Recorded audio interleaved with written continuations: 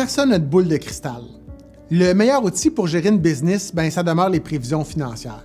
C'est une façon de prédire l'avenir de l'entreprise, mais pour prévenir l'avenir avec rigueur, on ne peut pas contourner le fonds de roulement pour s'assurer que l'entreprise aura les liquidités nécessaires et donc les reins assez solides pour faire face à ses engagements financiers. Globalement, pourquoi et pour qui on fait des prévisions? Pour le banquier qui veut connaître vos besoins de fonds de roulement afin de déterminer le montant de marge de crédit nécessaire pour votre entreprise.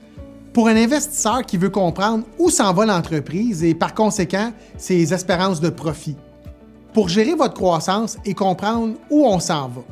Et oui, on doit pouvoir estimer la croissance pour pouvoir la financer.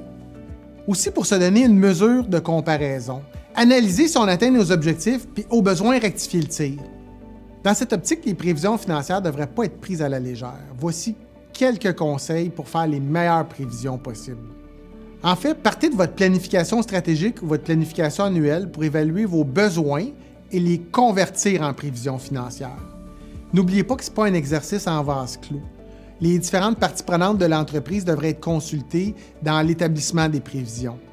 La personne responsable des finances devient un peu le catalyseur de l'information d'entreprise. C'est lui qui va la traduire en chiffres.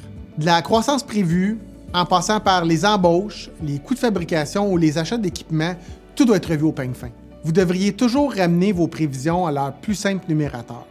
C'est toujours plus facile de visualiser des unités que des dollars qui sont plus abstraits. Un exemple, vous vendez des vélos et on vous dit que votre chiffre d'affaires va connaître une croissance de 200 000 $. La réponse va être différente si vous vendez 800 vélos à 250 $ ou 20 vélos à 10 000. Pour terminer, soyez réaliste dans vos prévisions. Les fées et les licornes, c'est pour la magicienne à boule de cristal.